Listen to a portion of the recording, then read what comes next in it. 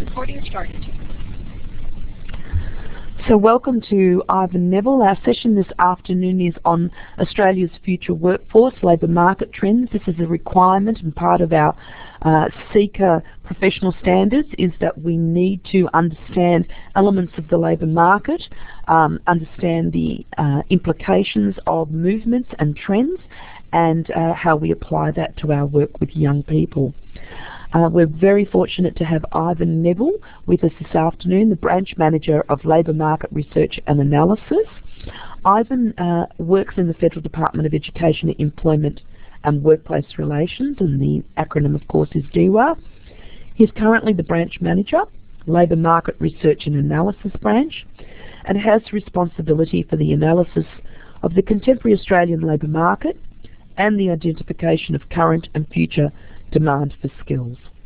Ivan has also had extensive international experience, particularly in Vietnam and Indonesia, working on the development of labour market information systems in those countries. Prior to joining DEWA, Ivan worked in the ABS for many years in a number of economic and labour market areas. Ivan holds a bachelor's degree in arts and a graduate diploma in demography from the Australian National University. So welcome Ivan, and we're really looking forward to your presentation this afternoon, and I'll hand the microphone over to you. Thank you. Thanks very much, Bernadette, and I do appreciate the invitation to be here. I've already had one message to say I'm not speaking loudly enough, so please interrupt or send me a message if that continues to be the case, because as I said earlier, I am a complete novice with this sort of technology, so I need to learn. Let me start by saying that all of you play an essential role in the labour market in terms of the guidance role or the information sharing role that you play. And I think it's therefore really important that you keep up to date with what's going on in the labour market, and that's what I want to do in taking you through this presentation. But I think it's also important that the information that I'm about to share with you is used as a guide only. The labour market is a very dynamic beast, if you like, and changes very quickly, so what might be the situation now when you're talking to someone about career advice, the labour market might be very different in 2 or 3 years' time. And obviously there also needs to be a passion and an interest in particular occupations or industries. But hopefully what you'll get from this is a salient reminder, if nothing else, about what is going on in our labour market. So let me start by talking about where our labour market is up to. How are we going? Well, we're probably doing reasonably well. There's a degree of softness in our labour market, but we're still creating jobs, and that's the most important thing. So over the last 12 months, employment increased by nearly 165,000. That's about 1.4%, and that's not too bad, but it is below the long-term trend. So yes, we're creating jobs, but not nearly as many as we have on average over the last 15 or 20 years. Our unemployment rate is currently 5.5%, and I'll come to that in a minute, but that's pretty good. Participation, so this is in very, very simple terms, the proportion of the population aged 15 and over who are working or actively looking for work, is not bad. I think one of the most significant challenges in our labour market at the moment is that we are not seeing as many vacancies being advertised as we might have 12 months ago, or indeed 4 or 5 years ago, and again I will come back to that in a minute. I think it's important to try to put some of that into perspective and how we're going by comparing where we are now with where we were prior to the global financial crisis. So very roughly speaking, the GFC hit our economy and our labour market in September 2008, and what I have on this slide is some information on various aggregates showing where we are now compared with where we were in September 2008. So you can see our unemployment rate is a lot higher. Our annual employment growth is a lot lower. Participation is pretty good. Long-term unemployment, I think this is one of the hidden challenges in our labour market at the moment. Long-term unemployment, so these are people who have been unemployed for 12 months or longer, and to be identified or classified as long-term unemployed, you cannot have had a job for 12 months or more, and you have to have been actively looking for a job for 12 months or more. So this is not necessarily people in receipt of the dole, but these are people without a job for at least 12 months. And you can see from this chart that long-term unemployment in Australia is more than 50% higher than it was in September 2008. Vacancies have halved, so the vacancy numbers here are the number of vacancies advertised each month on 4 internet sites, and you can see it's basically almost exactly half the number each month compared with September 2008. Regional disparity, so that's the difference between in unemployment rates between the sort of the strongest performing region and the weakest region, basically unchanged. And something that will be of interest to you is the youth unemployment rate, and our youth unemployment rate is quite a bit higher than it was in September 2008. So an unemployment rate of 5.5%, this just shows where we stand internationally. So you can see we're doing pretty well. We're 5.5%, US is 7.5%, and in the Euro area it's just over 12%. And when we break that Euro area information into individual countries, it makes us look even better. The unemployment rate in Greece at the moment is roughly 25%. In Spain, it's 26%. Our youth unemployment rate, as you will recall from the previous slide, was 11.7%. In Spain, the youth unemployment rate is around about 50%. I've got a young fellow working for me at the moment who was in Spain last year, and his advice to me was that if you are young in Spain at the moment, you'll probably get a job if you've got a master's degree, but with a master's degree you'll be in a lower skilled job, so opportunities for young people there are very few and far between, and it does make our labour market look a lot better than perhaps some of the numbers show, relative to other countries. Let me just give you one other example about what's going on in Spain. Those of you who've been to Madrid will be aware of the Prado Museum, one of the great art museums of the world. They recently advertised 11 positions for basically security people, those people who stand in the various rooms, making sure that people don't put their grubby little fingers all over the artworks. So 11 vacancies, and they got 19,000 applicants. So again, I think that presents quite clearly some of the challenges faced in other countries. So we're doing pretty well.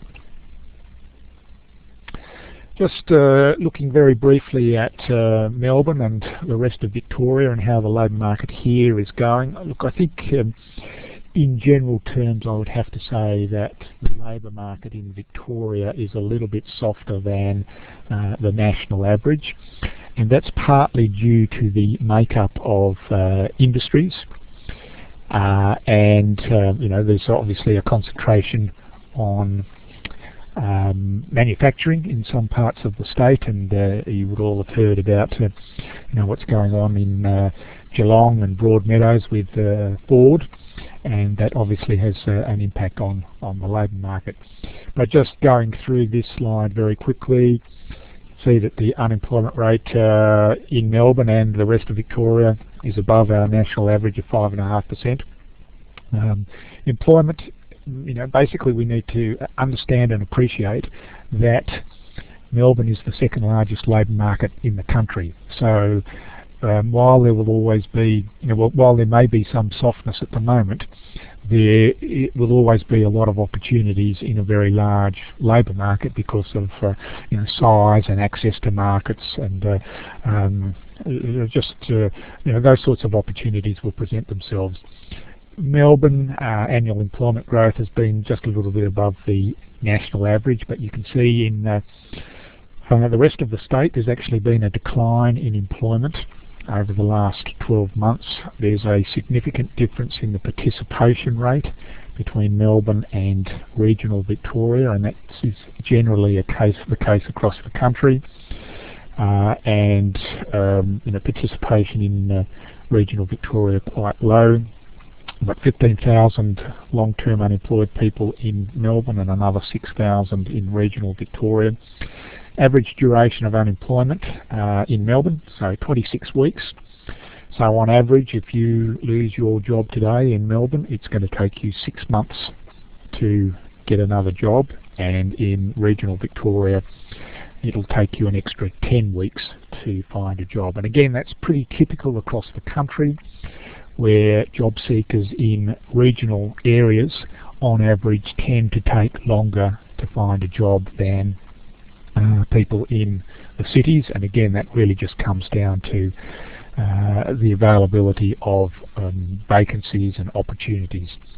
And the final line there, the youth unemployment rate, 11.7% nationally, and a little bit higher in both Melbourne and in regional Victoria.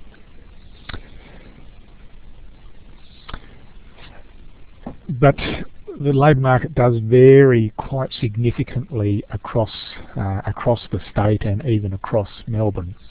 This chart contains unemployment rates for various locations, and you can see that within Melbourne we have the area Greater Dandenong, where the unemployment rate is currently 12.7%, remembering that the national unemployment rate is 5.5%, so in Dandenong the unemployment rate is more than twice the national average.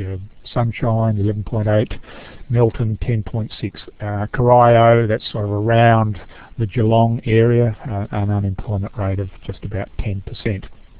Whereas in other parts of the state, Macedon Ranges 2.3%, South Wangaratta 2.9%, very, very low unemployment rates. So I've got a question. Let me see. On current slide, where is Monash area? I can't even see a Monash on this slide. Maybe I've missed something. I'll have to come back to that. I'm sorry. So this doesn't mean that people should automatically move to the Macedon Ranges, even though they are, it's a beautiful place to live. Doesn't necessarily mean you're automatically going to get a job. But it just does demonstrate, even within a relatively small state like Victoria, small in terms of the size, there is considerable variation. Barb Smith has just asked me a question about Frankston, the Frankston Peninsula area, and whether I have any data on that area. Absolutely.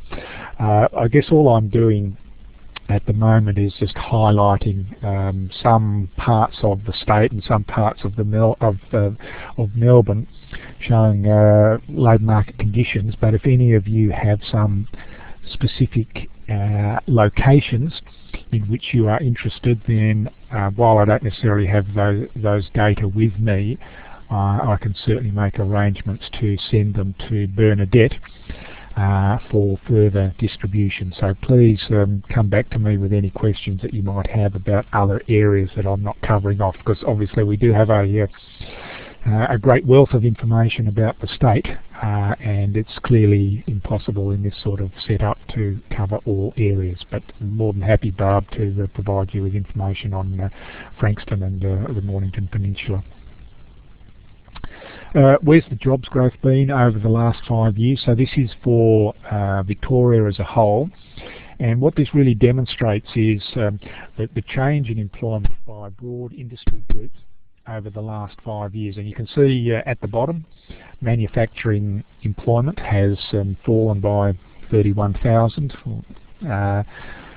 over the last 5 years, whereas at the top you can see quite a significant increase in the health industry over the same period of time. And this, I think, starts to point towards significant changes to the industry structure in the labour market in Victoria, and I'll talk about that in a little bit more detail very soon. Nationally, this is a bit of a spaghetti chart, but what this shows is the picture nationally, and the red line that sort of finishes up at the top is the health industry. So this is an index of employment growth over the last 10 years, so of some of our main employing industries. If somebody's pointing that out nicely, because I've got no idea how to do that. So you can see that all these industries sort of started off at the same point because it's an index, and health is the fastest growing industry over this period and into the future. Purple line is what is called professional, scientific and technical services, which covers a broad range of occupations such as... Sorry, somebody's doing something here. Okay, it covers a broad range of occupations, including some things like engineers and IT and accountancy. That's also growing pretty well. Construction, education and training, and at the bottom there is accommodation or hospitality. So the picture across the state is fairly consistent with what we're seeing in Victoria as a whole. But I think this chart really, and this is the national picture, but it's happening across the state as well. This clearly indicates a shift away from the old traditional industries such as agriculture and manufacturing towards the services sector.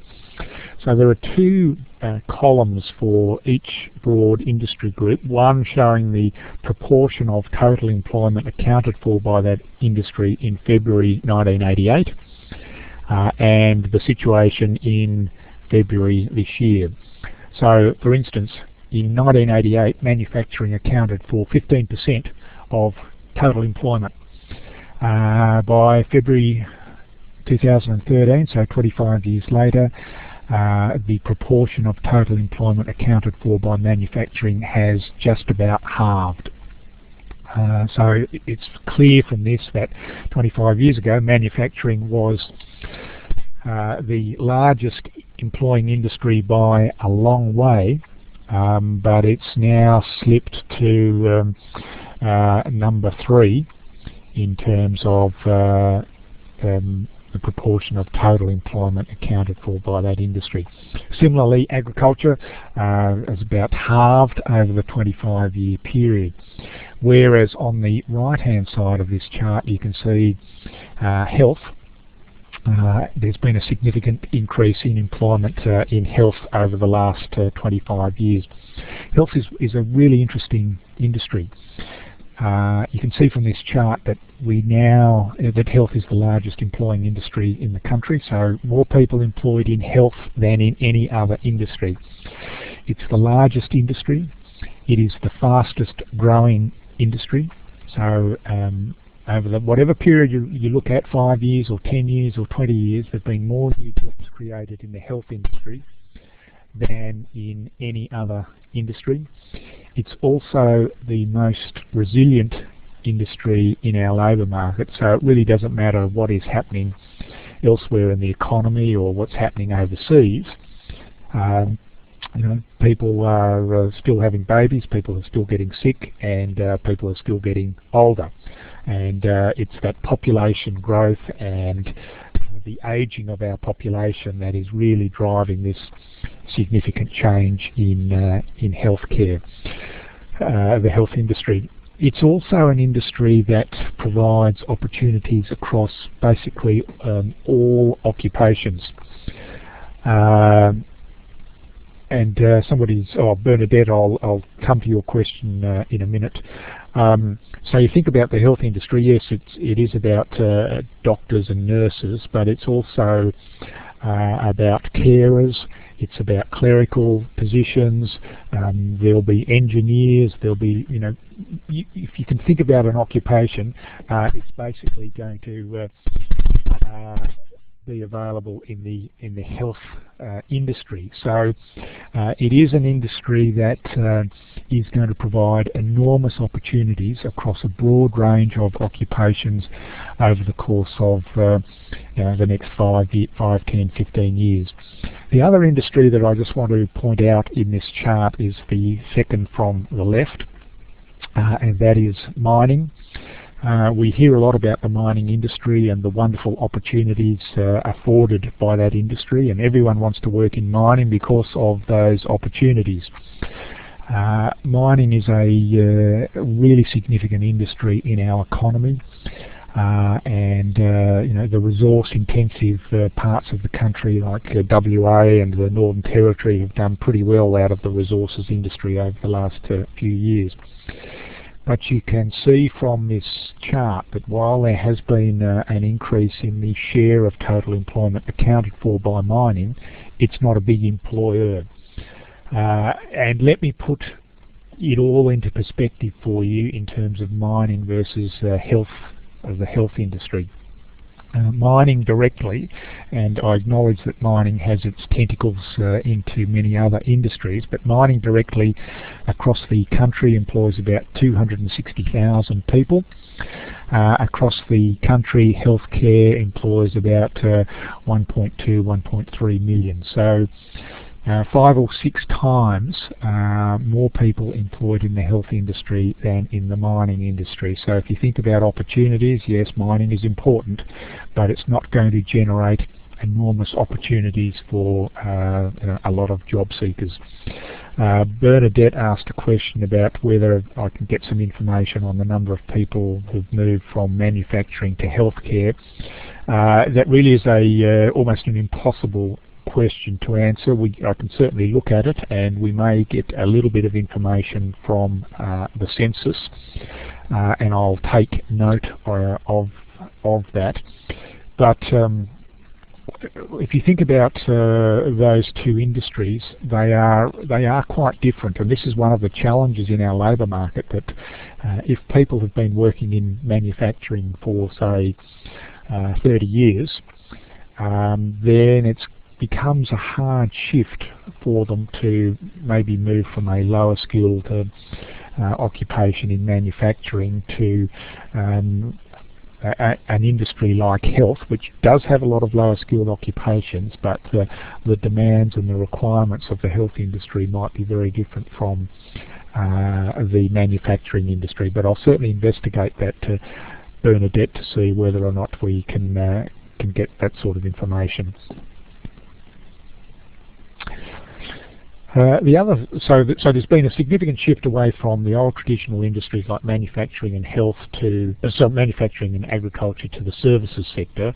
And one of the things that I hear in my travels around the country is that we are now becoming a nation that doesn't produce anything. There's a shift away from manufacturing and growing things into the services sector. So all we are doing is educating people, caring for people, and making cafe lattes. And so that's it's not quite as extreme as that, but it does just demonstrate this shift towards the services sector. The other thing that is occurring is that there is now a significant shift towards higher skilled jobs. And when I say significant shift, roughly speaking, 1 in 2 jobs being created in the national labour market now require people to have post-school education. And I stress post-school. This is not completing year 12, but this is actually going on and doing something else.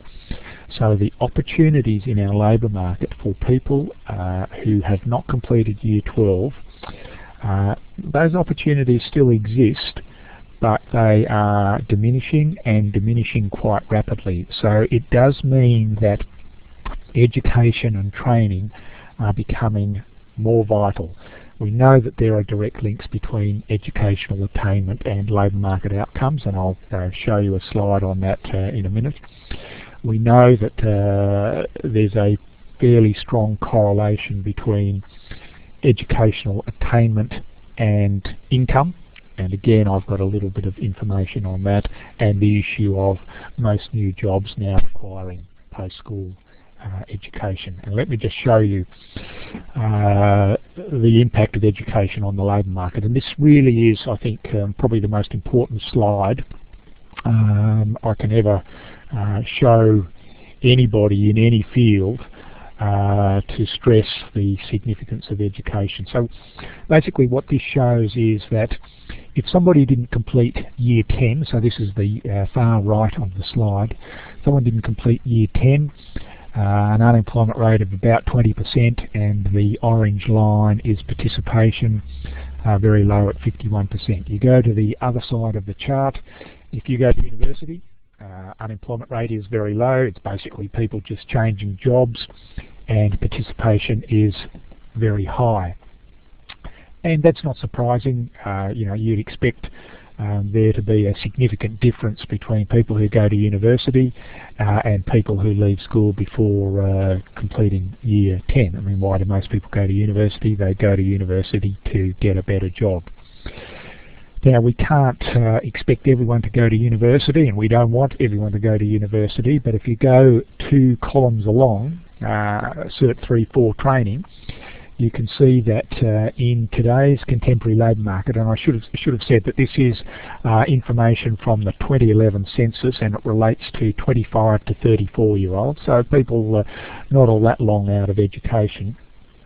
You can see that in terms of labour market outcomes, in terms of having a job, having low unemployment, having high participation, there is virtually no difference between going to university and completing Cert 3-4 qualifications. And this is, I think, quite a significant issue for us. And you know, not everyone is cut out to go to university. But if we can look at, you know, the other options for those people in terms of going into Cert 3-4 training, you can see that the impact is, you know, there's really no difference between the two. And one of the things that I talk about in some of the presentations around the country is this, that in today's contemporary labour market, it might be a good argument that relevant Cert 3-4 qualifications, when I say relevant to our labour market, might be a more useful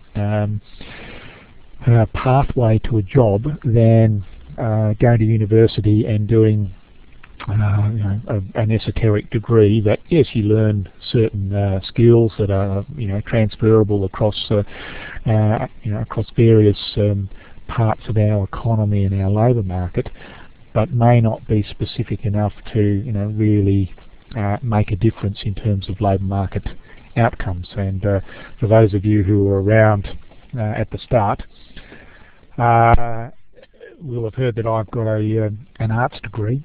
And you know, I sometimes reflect on my career in the public sector, and as part of that career, more recently, I've been involved in recruiting graduates to our department, and it's probably made me realise that with an arts degree now, I wouldn't get a job in the public sector in Canberra. So you know, that does demonstrate how the public sector has changed, but it also perhaps demonstrates that you know, generalist qualifications are not necessarily you know, the way to go.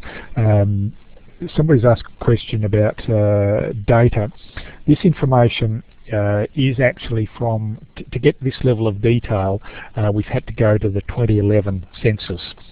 Some of the information that I've talked about is monthly information that we get from the Bureau of Statistics. This is from the ABS's 2011 census. Not completely up to date, but it's the most up to date that we have. But these things change over time, but the difference now compared with 2011 would be fairly marginal. So somebody's asked a question, indicate participation at the level of qualification or simply employed. That is a very good question, and it is the participation in employment rather than in a job that requires a particular level of qualification. So for instance, if we look at the bachelor degree or higher part of this chart, the participation rate's about 89%. That doesn't mean that it's people working with a degree working in a job that requires a bachelor degree or higher. There will be some instances where people are in lower skilled jobs, and so yeah, not a completely accurate picture, but it does, I think, demonstrate the impact of at least getting into the labour market. The impact of qualifications in terms of getting into the labour market, and that attachment to a job is really, really important. So you might leave education, and you may not get into your perfect job straight away, but the longer you are out of work in our labour market, the harder it is to get back into work. One of the issues in the national labour market is that most people who get a job already have a job. So it's breaking in that's really important. So it's important that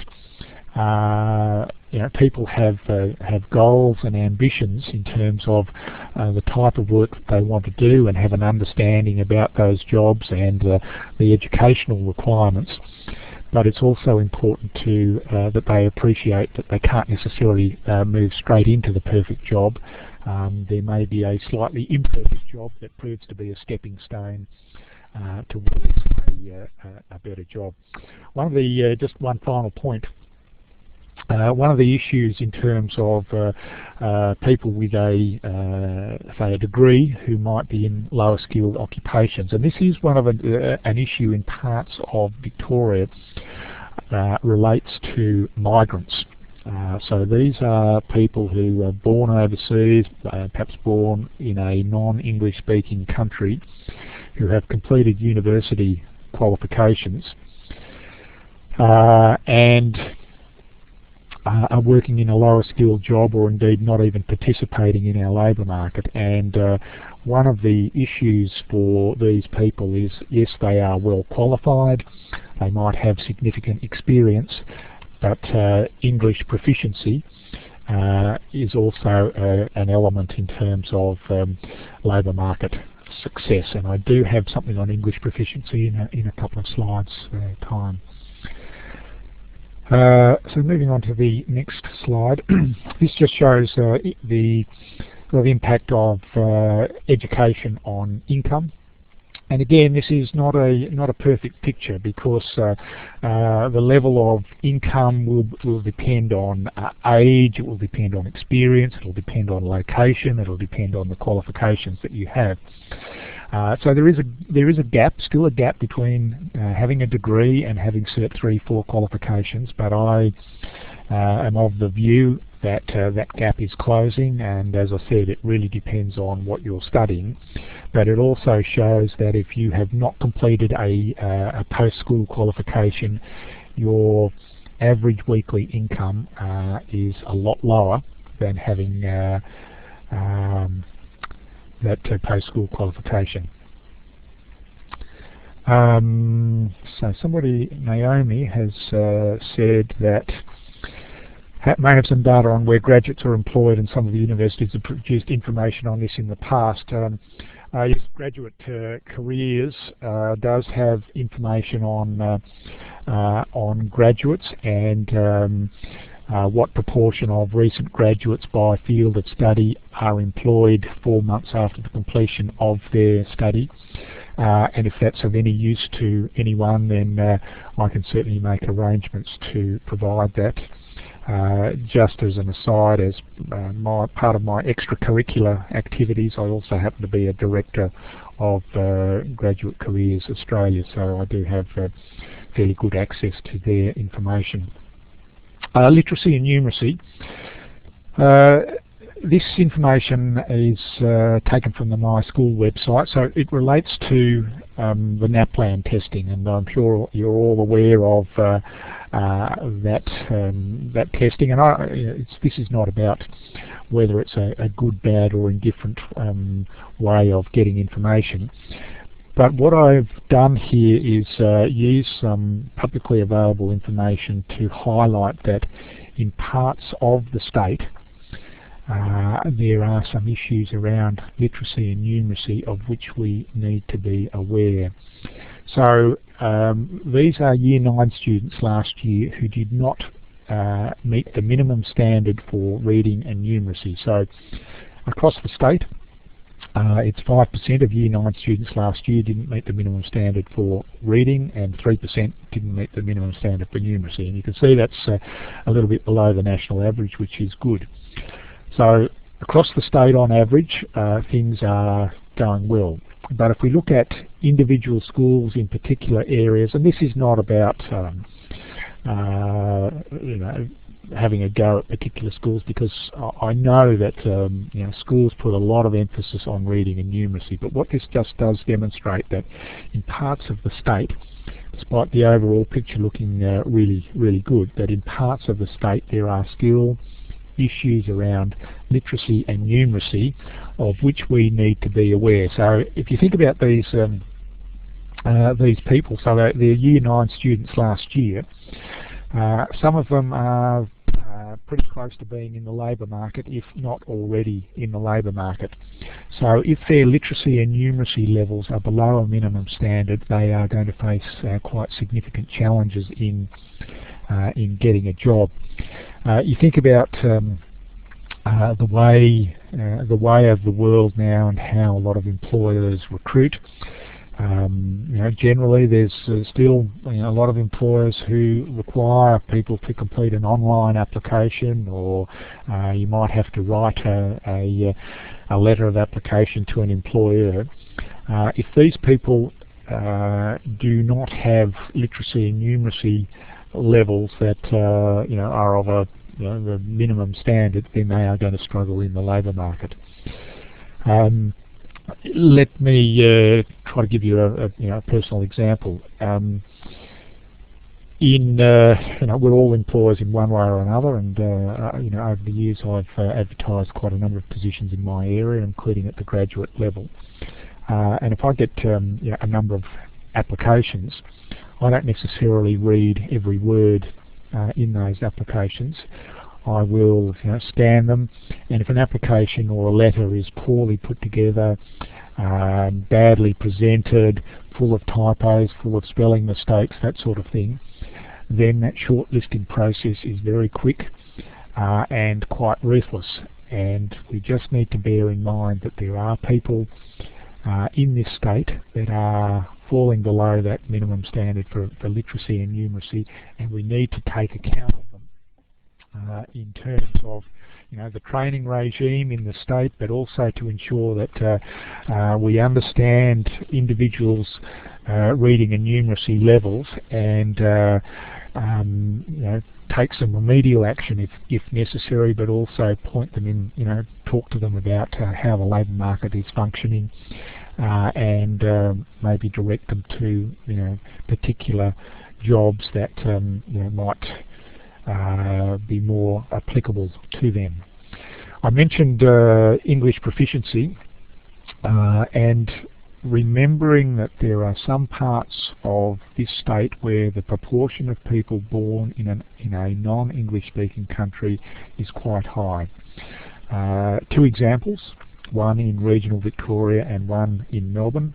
In Melbourne, the Dandenong area, there are parts of Dandenong where 2/3 of the working age population, so people aged 15 to 64. 2/3 of people in the Dandenong area are born in a non-English speaking country. In regional Victoria, there are around the Shepparton area has been a fairly high humanitarian migrant intake over the last 5 or 6 years. High proportion of the population born in a non-English speaking country.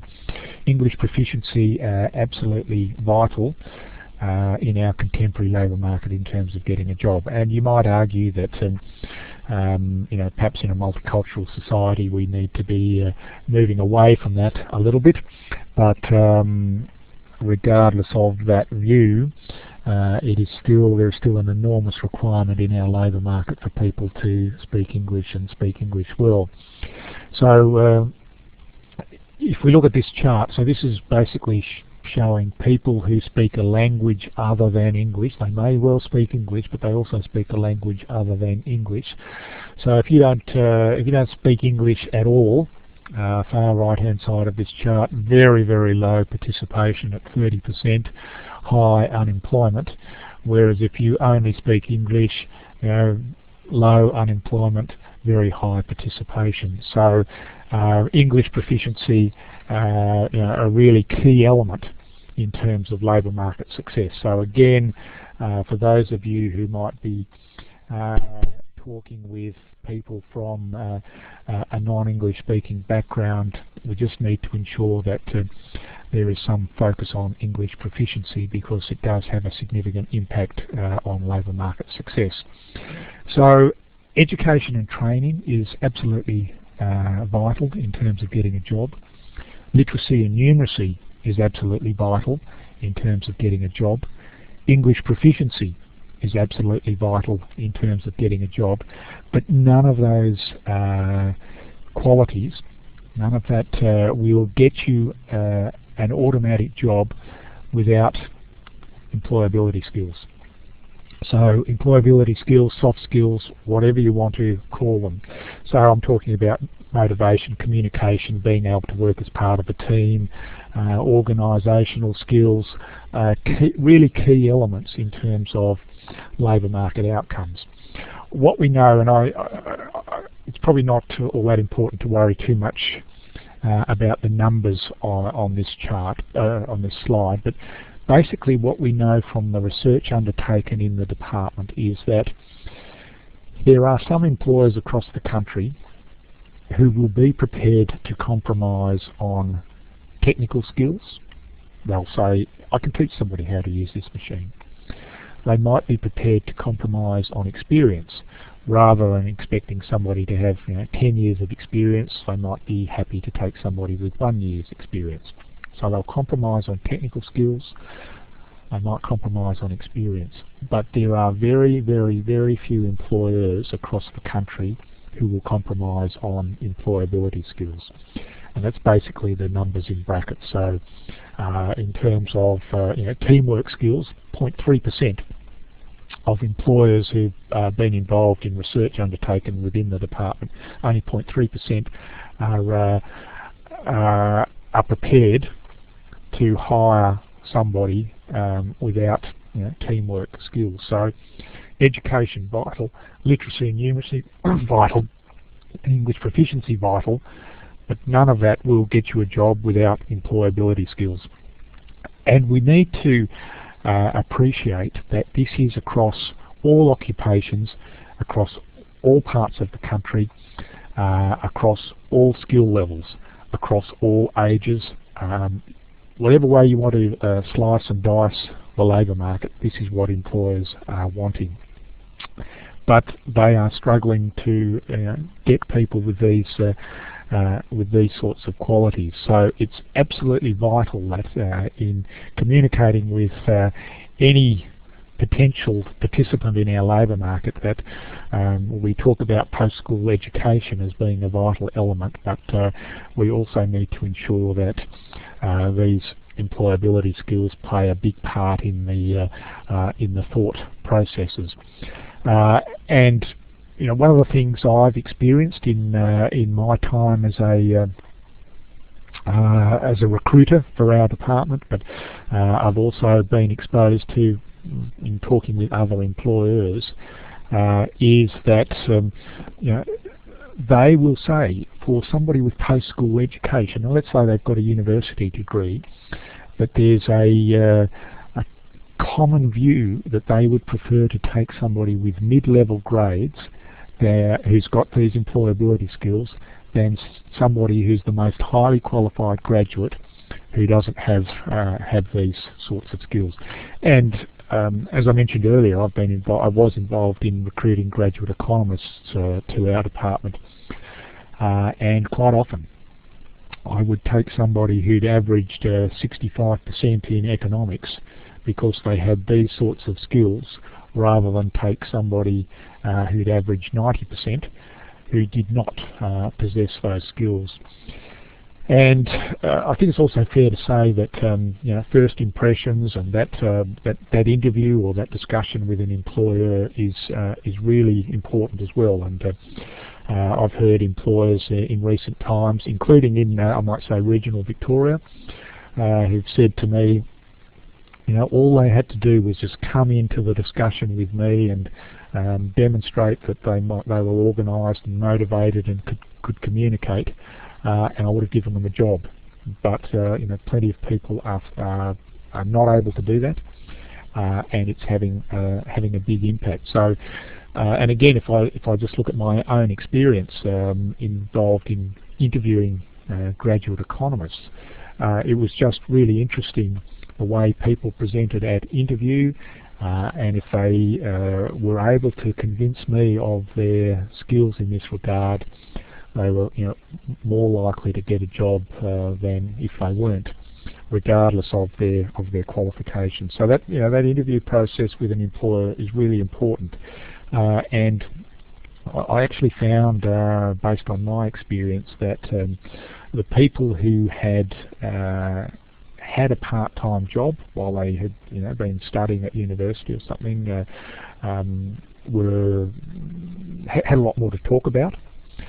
So part-time employment for people as they go through university or other studies, I think is really important in the contemporary labour market, because they have something to talk about. A potential employer can talk to their current employer and get some sense as to how they're going on. But I also found that you know, the people who did well in that selection process were people who could come into an interview, into a discussion, and just, you know, talk about what they've done. And I have to say that, you know, so I was, you know, basically interviewing 20, 21-year-olds just finishing their university studies, and I found, generally speaking, that females in that age bracket were far better at presenting themselves in an interview situation than males of the same age. You know, generally they would come in and it would be difficult to, you know, to get a compelling answer out of them in relation to a particular question. So a really significant issue, and we just need to be aware of that in terms of employer requirements. Another challenge, and I'm getting near the end of this presentation, you're relieved to know that, but another interesting feature, phenomenon in our labour market is the ageing of our population. So this shows, and hopefully this will work because it is a little bit of a movie, this shows the profile of our population in 1971. So, you know, a lot of people at the bottom, very few people at the top. So I don't think this is going to work, I'm sorry. Let me just see if I go here on the pyramid. It won't work. Okay, so you'll just have to believe me that I can't even make it move. No, I'm sorry, but hopefully you know, we can at least provide you with a couple of snapshots of how the population has changed. So, you know, with the ageing of the population, we have far more people at the top now and far fewer people at the bottom. And one of the things when we look at the ageing population is the impact on industry. So this down the left-hand side of this chart shows the broad industry groups. The blue part of the bar is the proportion of the workforce aged 15 to 44, and the red part is the proportion aged 45 and over. So if you are able to read this, you can see that agriculture is the oldest industry with 57% of its workforce aged 45 and over. But just and at the bottom, accommodation and food services or hospitality, that's an industry where a lot of young people work part-time or on a casual basis as they go through their studies, is the youngest industry, with only 23% of the workforce aged 45 and over. So this starts to paint opportunities. The two industries that I want to draw to your attention are the third and the fourth from the top. Education and training, and this is the industry in which most, if not all of you, are going to be located. So you can see that nearly half of people employed in the education and training industry are aged 45 and over. So they're starting to move towards retirement. And therefore, as they get into move into retirement, it's going to present opportunities for younger people to move in. Now, the other industry is the one below, and that's health. And remembering that this is the largest employing industry in our labour market. Something's happened. I've gone blank. Oh, we're going back to this. Oh, you see, okay, so you see how the population is aging, and so we go from a, basically from a perfect pyramid in 1971. This is roughly where we are right now, big middle-age spread in the middle, and so it goes. So we shift very much away from a pyramid shape to something that is more maybe shaped like a coffin. So our profile of our population changes quite significantly and continues to change, and is therefore having a really significant impact on the labour market. Now, I have no idea how to get out of this. Oh, there we go. So yes, just going back to health. So remembering this is the largest industry in our labour market, is the fastest growing industry in our labour market. So it is being affected by the demands on the industry due to population growth and the ageing of our population.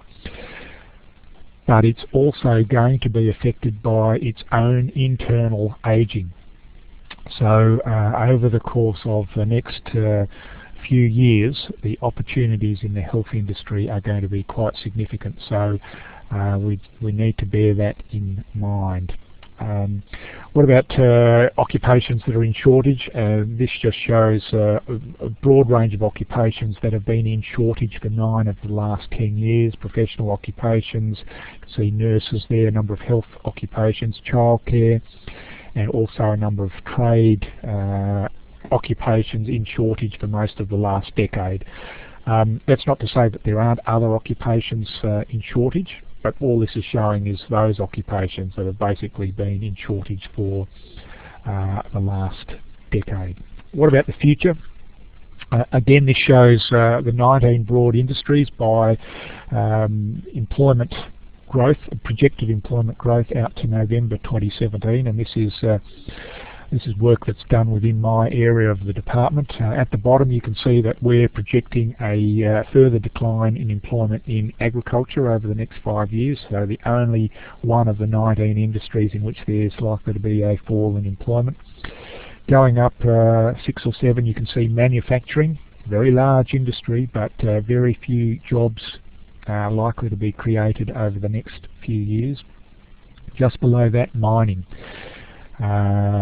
11,000 more jobs in mining over the next 5 years than is currently the case. And at the top of the chart, healthcare, around about 180,000 additional people to be employed in healthcare and social assistance by November 2017 compared with what we have now. So mining, manufacturing, important industries, but the jobs growth is going to be very much in health. And if we look at those top six industries, so health, retail, construction, accommodation, education, and professional, scientific and technical services, those 6 industries are going to account for around about 70% of all new jobs created over the next 5 years. What are the occupations that are likely to grow significantly?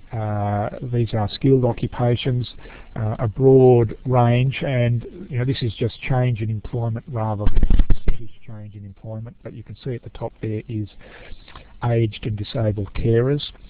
Our view is that employment in this occupation is going to increase by just under 30% over the next 5 years. The average change in employment across our labour market over the next 5 years is going to be 7%, so 4 times the average growth rate will be in aged and disabled carers compared to the overall average. And again, let me just put this into perspective. The Productivity Commission undertook a study a couple of years ago entitled Caring for Older Australians, and as part of that study they looked at people working in residential and community aged care. And at the time they said that there were roughly 200,000 people working in community and residential aged care. By the year 2050 we would need 750,000.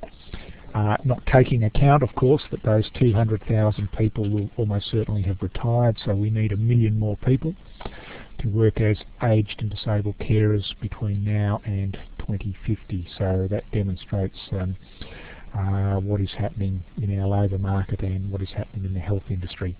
Very quickly, I said at the start it's important that you keep up to date with what's going on in the labour market. Just a few resources which I'll run through very quickly. Job Outlook, the Australian Jobs publication, the portal, which I understand a lot of you are familiar with, and Skills Info. If we look at Job Outlook, it provides a lot of career and labour market research information on roughly 350 occupations, so you just sort of traverse your way through this and you can look at, for those occupations, what the future prospects are, earnings, number of vacancies, training requirements, and just a broad profile of those occupations. So if people want to know where those occupations are, whether it's in a metropolitan area or a regional area, whether it's male or female dominated, what the earnings are, it is a very useful site. Australian Jobs. For those of you who've not come across Australian Jobs, this is probably the most important publication that you'll ever be able to get your hands on. It's not about Victoria or Melbourne or regional Victoria, it's about our national labour market, and it provides a really good and I think fairly easy to read overview of the labour market. I've often described this as the adults only version of Harry Potter. It should be beside every bed in Australia, and if you're ever having trouble getting to sleep, then I'm sure this will help. The 2013 edition, and I'm very pleased to say that we will be printing the publication again this year. There was some thought that we might just make it an online publication, but it will be available in hard copy form and should be released by the end of this month.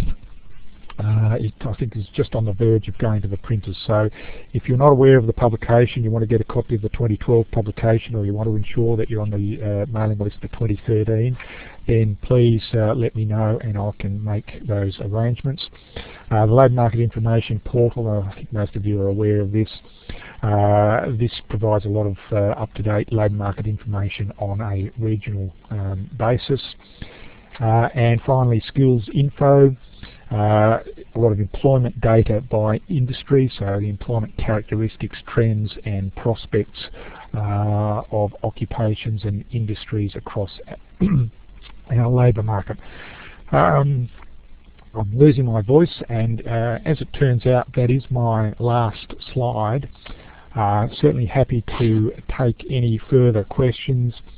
More than happy for any of you to contact me with any subsequent questions that you might have, or requests for additional information, or for copies of the Australian Jobs publication, or if you want a helping hand navigating some of these websites, then I'm more than happy to do that. Of course, you'll notice I've not given you any of my contact details, so good luck with trying to contact me. I'm sure you can get that information through through Bernadette and her colleagues here, but you know, certainly happy to provide any sort of assistance. The only other thing I would say is that I do a lot of travelling, and if you ever thought that there was a need to present to a school or a group of principals or whoever, then again, please feel free to contact me, and I can see what I can do in terms of providing that sort of presentation. And I am finding that I'm getting more and more requests for this sort of information from people in your line of work. So I think you are really significant players, and happy to provide any assistance that you would like. So I'm done.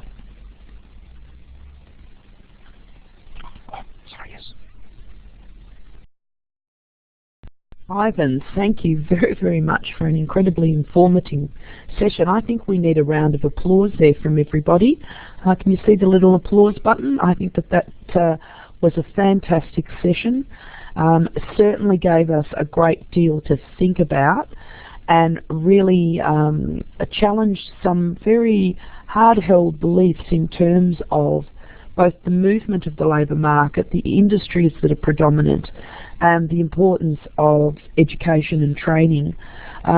So I think that, Ivan, you've given us a new perspective. We've got a little bit of time, but we're prepared to take some questions here. So I'm going to ask you, if you have a question to ask Ivan, please put up your hand and we'll manage hand the microphone over to you.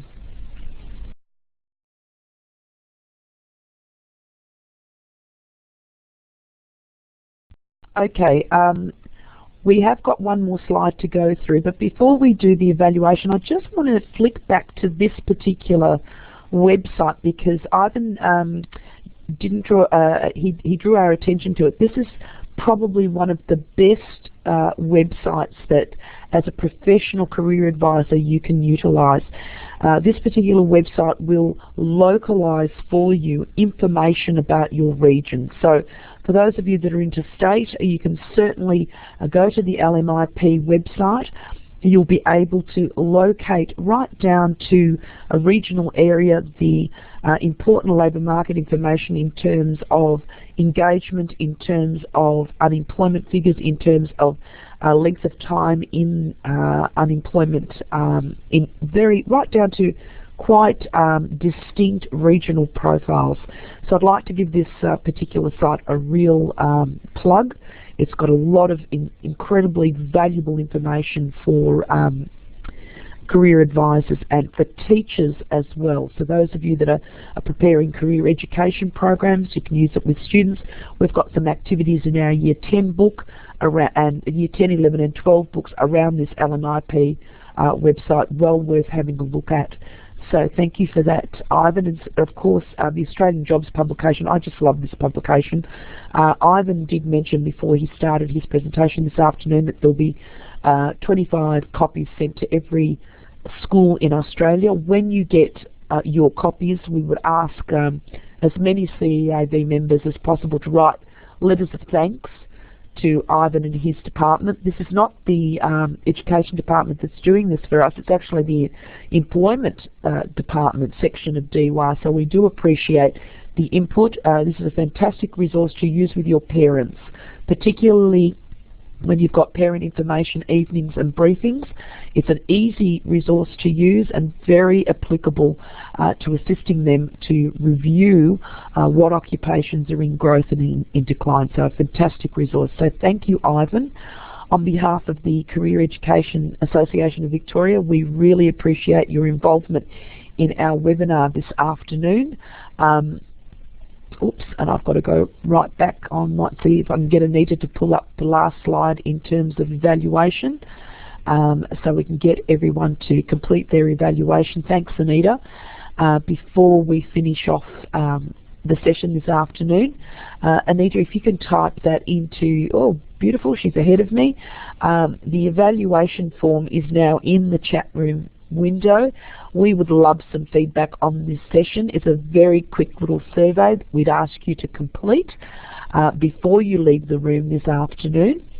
And if you found the webinar useful, you'll be able to go back into the CEAB library. We usually get the recording within a couple of days, but as soon as we receive this one, we will post it, because we've noticed that we've got a couple of members that have had difficulty accessing their audio setup this afternoon, so we'll try and post this particular webinar as quickly as possible for you.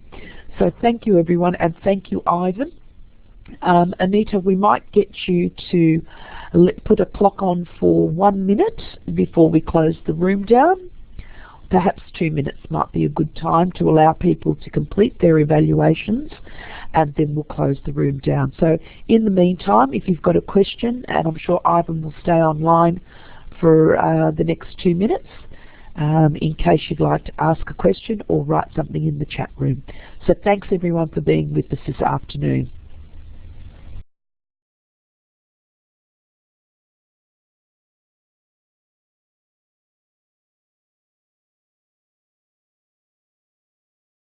Naomi, I notice you're in the room with us this afternoon. Have you got any comments you'd like to make while we're waiting for the clock to count down on today's session?